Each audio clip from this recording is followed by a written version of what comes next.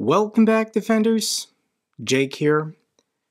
In my last two update videos, I might have been too negative, so I promise I've actually got great news today. But first, let's start with the body count. And it's estimated that yesterday, Russia lost 1,330 soldiers. So yes, the Russians are still assaulting Avdiivka, and they're still using human meat wave attacks. But it's actually not just Avdiivka. According to the Institute for the Study of Warfare, Russian forces are likely attempting to regain initiative in Ukraine through multiple simultaneous offensives. So currently the Russians are assaulting in three different areas. The Russians really want to retake the city of Kupiansk in the Kharkiv region.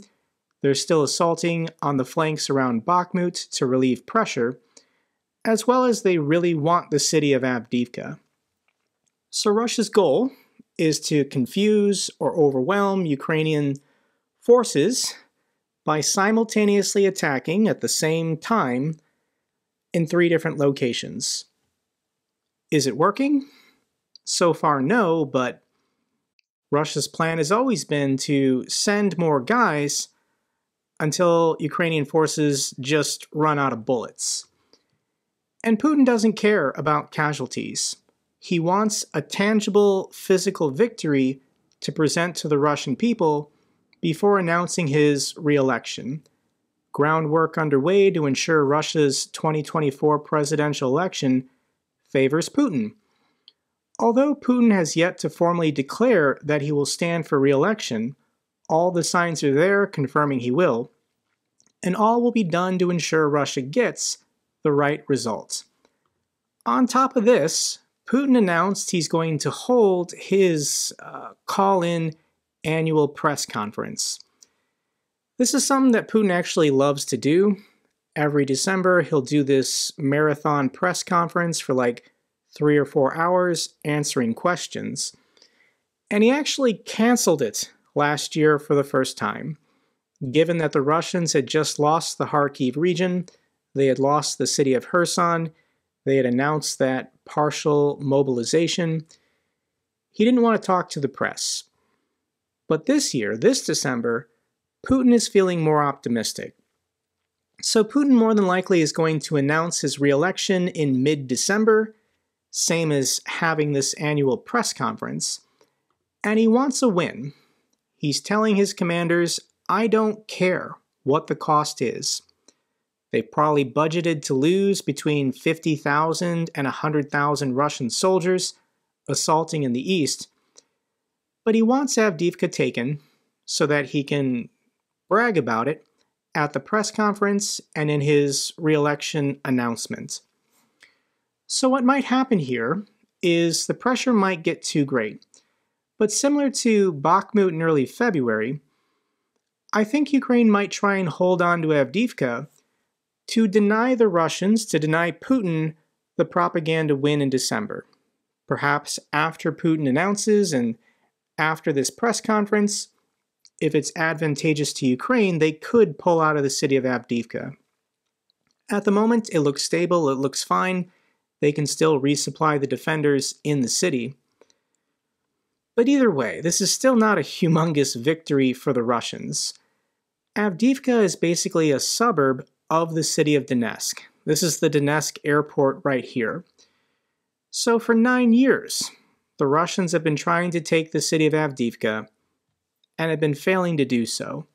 If Ukraine can reallocate resources and their attention to other areas to make better progress, then even if they pull out of the city, it's still not a big deal for Russia. But Russia doesn't care. And losing over 1,000 soldiers a day, how long can they maintain this rate of loss? And probably through December. This appears to be what Putin's objective currently is. So with this rate of loss, I want to share with you what passes for a feel-good segment on Kremlin State TV. This is an actual segment that ran on Russian State TV. Этот холодильник передадут Ирине Вербовской, вдове военнослужащего. Ее муж встал на защиту Донбасса еще в 2014-м, погиб в прошлом году. Трое детей остались без отца. Спасибо огромное. От всей, правда, от всей души, от всего сердца. Дальше благотворители отправились в поселок Исауловка под антрацит. Глава семьи Агиенко погиб в прошлом году. На руках у Вероники остались 5 детей. Семьи погибших тяжело переживают горечь невосполнимой утраты. Подобные визиты заставляют их чаще улыбаться. So these women with 3 or 5 children, their husbands were sent by Putin to die in Ukraine for the empire, and they're being compensated with an LG refrigerator. That's the feel-good story that made it on Kremlin State TV. We're now going to talk about US politics and the reason why this is so critical. Germany just announced they're going to double their military aid to Ukraine for next year, from 4 billion euros to 8 billion euros. President Biden is currently fighting to get a fund of 60 billion US dollars. So that would be 7 or 8 times greater than Germany's contribution. So yes, this fight currently happening in the House of Representatives is very critical, and the next month is going to make or break what direction the war goes next year in 2024. So let me explain what happened in the last 2 days, because this is kind of crazy. US House passes spending bill without Ukraine aid. So this was another continuing resolution. 45 days ago, Speaker McCarthy was removed for passing a continuing resolution. So government funding to January 19th and February 2nd. Speaker Johnson's brilliant plan is basically McCarthy's plan.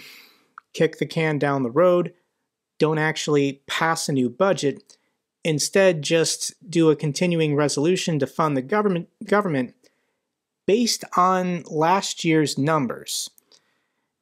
So some agencies will run out of funding on January 19th. The Department of Defense will run out of funding on February 2nd. The military gets paid on February 1st. That's why this is February 2nd. But House Republicans, the extreme, don't support this. They want to shut the government down.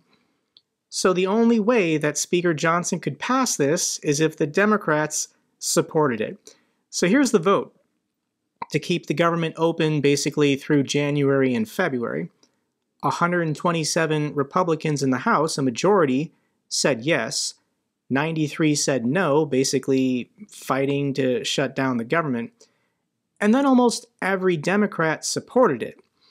The reason why the Democrats like this is they wrote the budget last year, so it's their funding levels being extended for another 2 months. So why, if Speaker McCarthy worked with Democrats to pass a CR, he was removed. That's why Matt Gaetz got rid of him.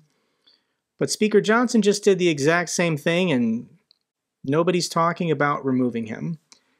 So the House, Speaker Johnson, called for recess for the next 2 weeks. They passed this CR on Tuesday and then said, good job, we're going to take the next 2 weeks off. We'll come back on Tuesday, November 28th. This really enraged me because is Iran, North Korea, and Russia taking the next 2 weeks off? So yes, initially I was very upset that Speaker Johnson would do this. Russian channels today were celebrating that the US Congress continued to block aid for Ukraine. The Russians are celebrating this, saying that they only need 2 more years to wipe out all Ukrainians and take control of everything to the Polish border. So why am I optimistic? Why did I say I have good news? And I don't know everything. I'm just reading the headlines.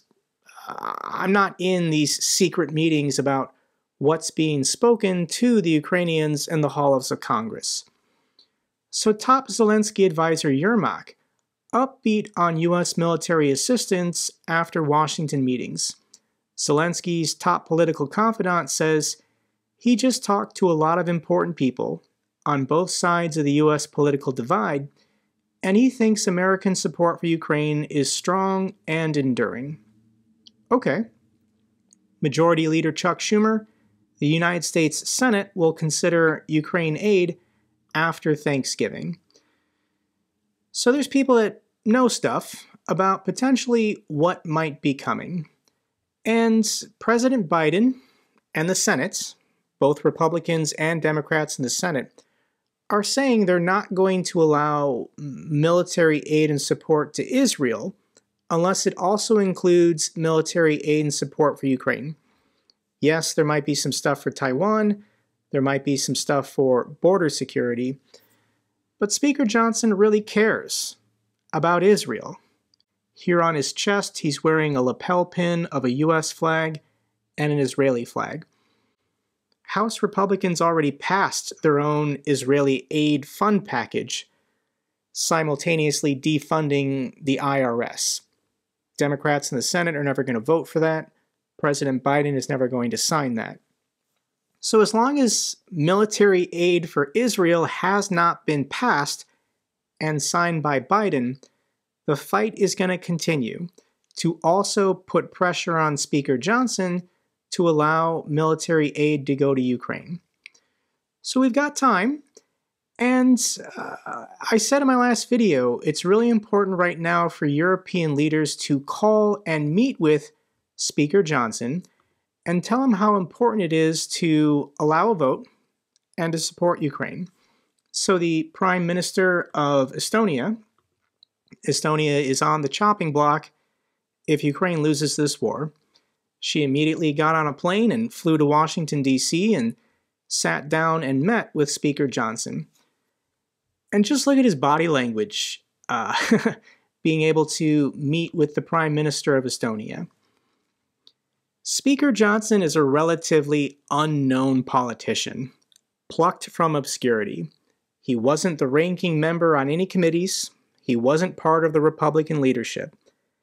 And for some reason, this guy is now second in line to be president of the United States.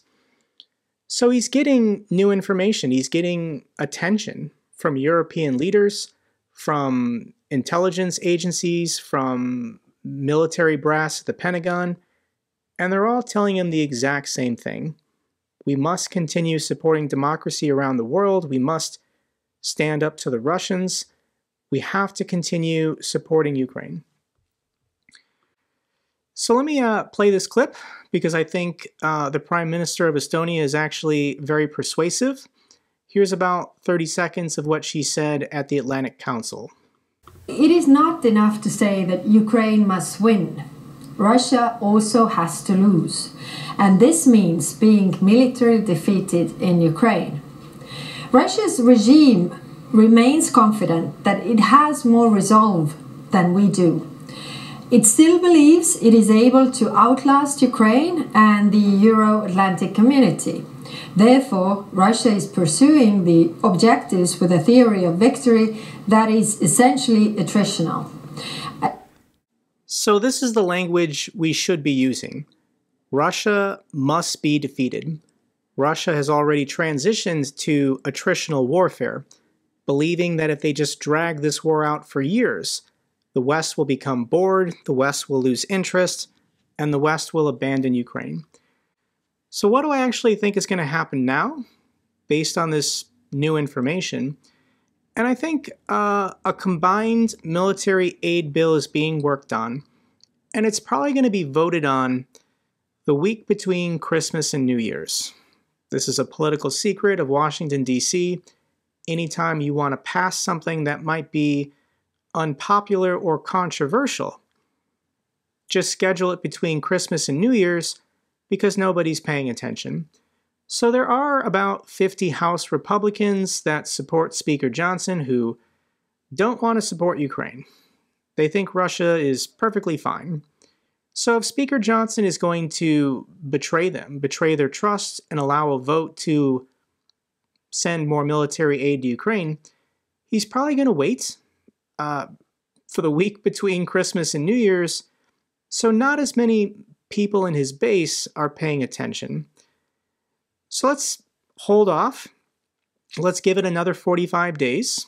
If more military and European leaders can call Speaker Johnson and make an appearance, I do think it'll have an impact on how he behaves in the next 2 months. So that's the good news. The reason why, the last 2 videos I was so upset is because I keep seeing videos like this one. Every day, Western democracies falter and debate should we be helping Ukraine. That's the lives of more Ukrainian civilians and soldiers being killed by the Russians every single day. So I'm going to share this clip of a Ukrainian mother who just learned she lost her son. Тримайтесь, ми вам дуже співчуваємо. Сьогодні у нього день рождения. Вот это моє солнышко. Тримайтесь, бабусь.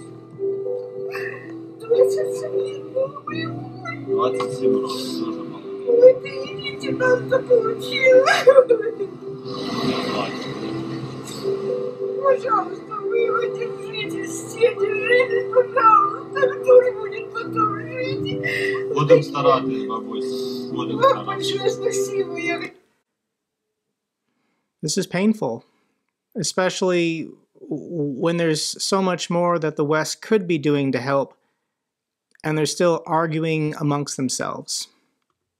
So let's actually go back and talk about this Black Sea corridor that Ukraine has established to get their grain exports out. Over 100 civilian ships in the last 5 or 6 months have successfully gone through Russia's Black Sea blockade. When Russia pulled out of the grain deal in June, their objective was to block all of Ukraine's exports, to destroy the port infrastructure of Odessa. And I don't think Ukraine is getting enough credit for this.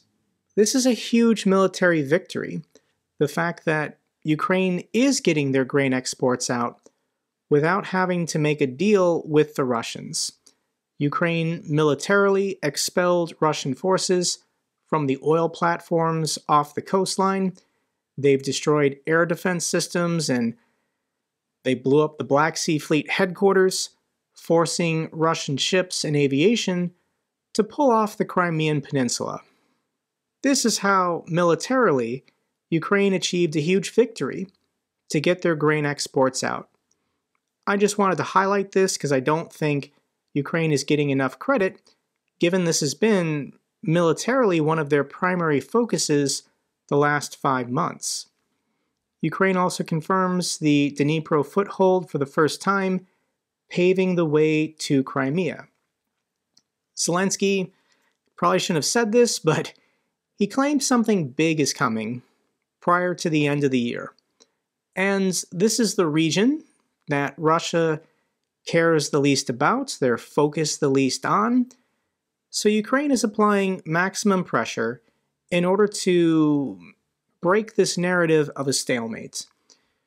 So how effective? I mean, this is incredibly difficult to get materials and men and vehicles across this river without being blasted. And I really don't know how many Ukrainian forces are now permanently established on the other side of the river. Where is this happening? There are these villages of Krinky and Kazachi, and Ukrainian forces are trying to dig in and establish a permanent presence in this forest between these two villages. There's video. The Russians have released a video showing the results of a Ukrainian Special Forces raid. Ukrainian Special Forces snuck into this Russian base, killed the guards, and then massacred as many Russian soldiers as they could in the middle of the night. They were using night vision and thermal optics to spot the Russians. Once they wasted as many as they could, they got out of there. Yeah, I imagine raids such as this are diverting attention and resources away from the Donbass region, and probably having a psychological impact on the Russian forces stationed in Kherson. Russia admits Ukraine gained positions on the Moscow-held bank of the Dnipro River. So for the last 3 or 4 months, Russia claims all these Ukrainian forces on their side of the river have been eliminated. They've been destroyed. There is no permanent bridgehead. Yet Ukraine continues to cross the river, and they do have a permanent presence, and it continues to expand. So this is interesting. When I switch over to deepstatemap.live, they don't have anything, it's not even a gray area between the villages of Krinky and Kazachi, but something's happening, and we don't have all the information yet. Let's actually talk about China. President Xi is in San Francisco meeting with President Biden.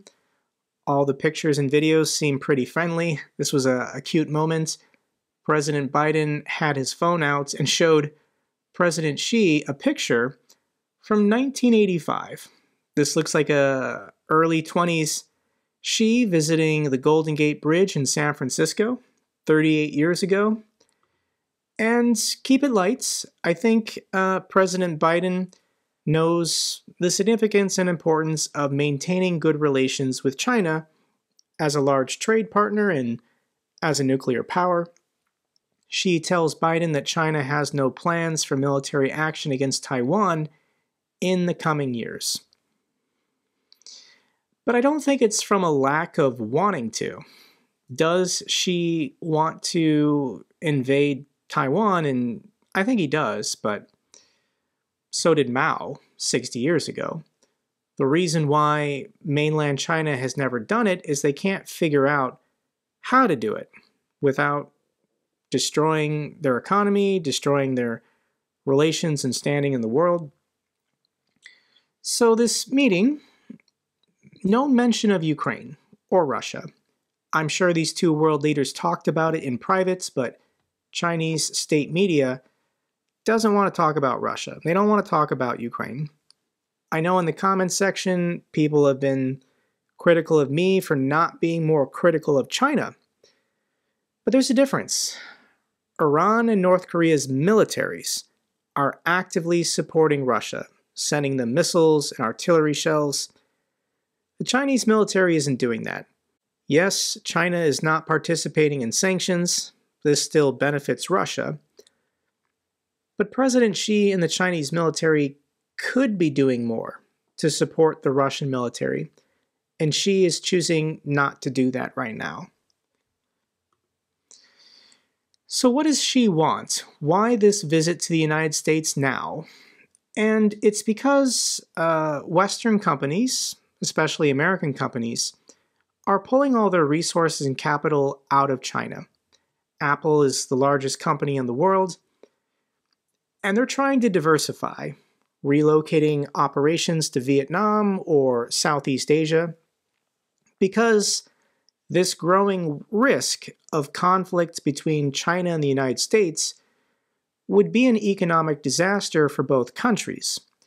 So President Xi, feeling economic pressure at home, is trying to dampen these talks, trying to stop the exodus of Western capital from his country. Because China's struggling here. This is China's nominal GDP growth quarter over quarter. And the last 3 quarters, it's negative. Everyone was expecting after China pulled out of their lockdowns from COVID that there'd be this great reopening of China. And it's simply not happening. And the reason why is demographics. Peter Zion argues this. But when you look at babies born or young people, China's the most rapidly aging country in the world. Children between the ages of 0 and 4, 32 million boys.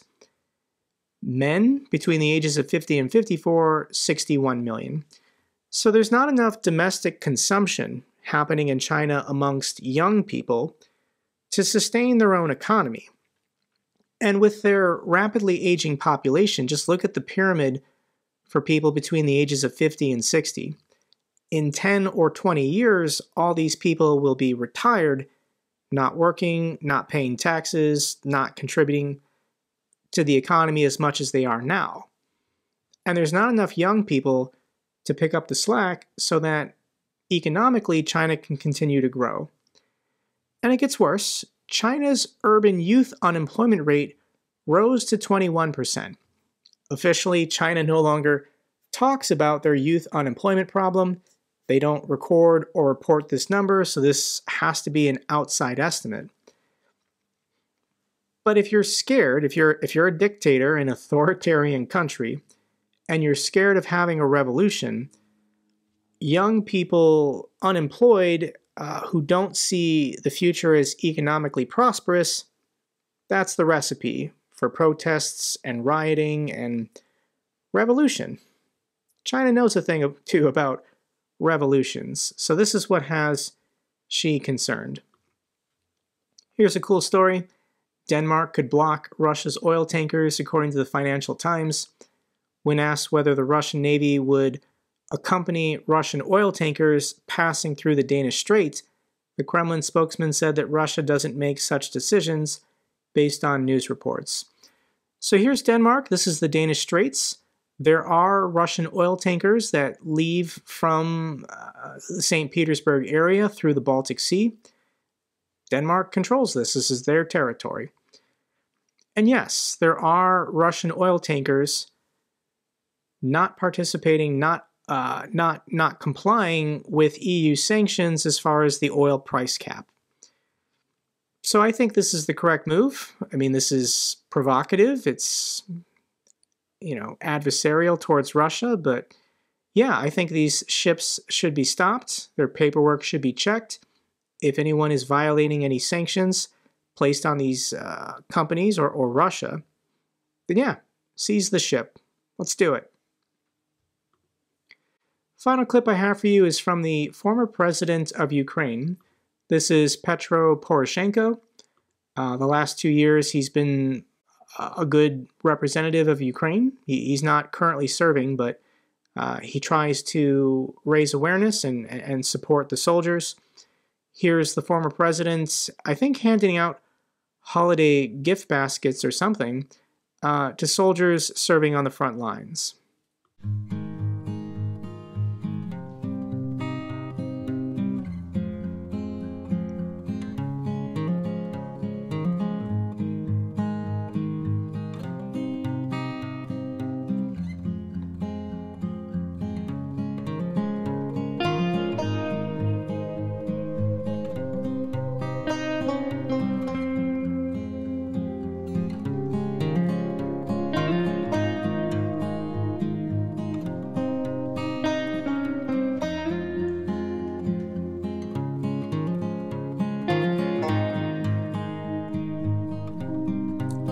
And there he is, friend of the channel, Macer Gifford, meeting with former President Poroshenko.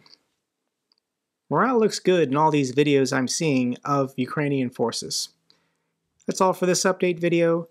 Glory to Ukraine, glory to the heroes. If you found this video informative, give me a thumbs up, best way to support the channel. Comments and questions, let me know down below. I love hearing from you guys. Till the next video, keep defending the truth, keep defending democracy.